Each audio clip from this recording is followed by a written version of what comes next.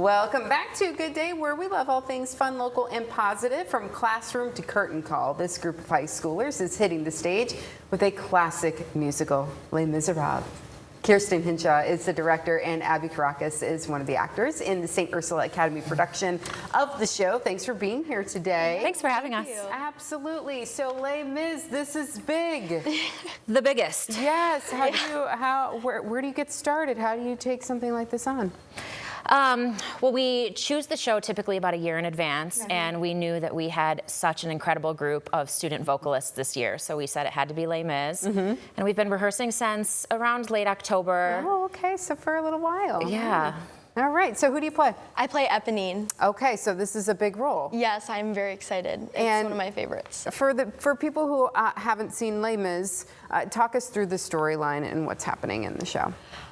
So it's about this convict who stole a loaf of bread, and he was in a chain gang and he escaped and is trying to build a better life for himself, but is also like undercover as the mayor. And then it also follows the story of a rebellion after the French Revolution. So not the French Revolution, but a rebellion that is also French. So even though this was said a number of years ago, there's still some takeaways from this plot in the message of the musical. So how do you approach it with young students for them to fully grasp the meaning behind it and project that?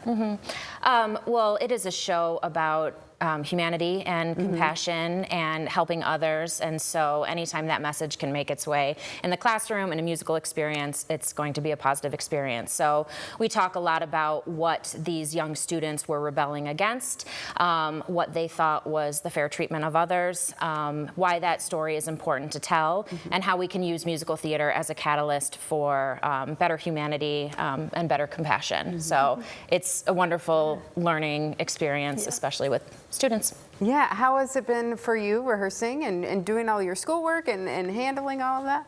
It has been a lot, but it's been really fun and exciting, and I'm really excited to put it on. It is like pretty difficult to balance everything, but it works out in the end. Everything. It's for a well-rounded student there. So it's next week at the Valentine, and this is a great venue for the entire community to come out. Now, St. Ursula is hosting this, but there are, as we can see here, there are some young men in in the cast. So how do you go about filling out the cast for productions? So our St. Ursula musical invites males from any high school that's within a reasonable driving distance. So this year we have 6 schools represented. Of course, all the ladies from St. Ursula. Then we have gentlemen from St. Francis, St. John's, Springfield, Southview, and Toledo Technology Academy. That's our Javert.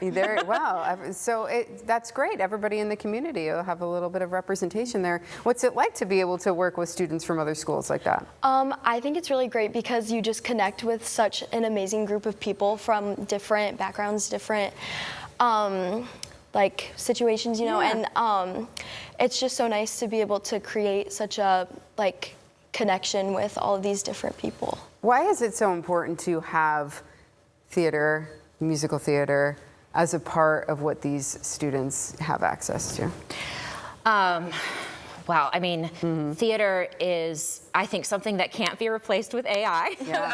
And anytime you can really explore the human experience, including the tough stuff, which is Les Mis.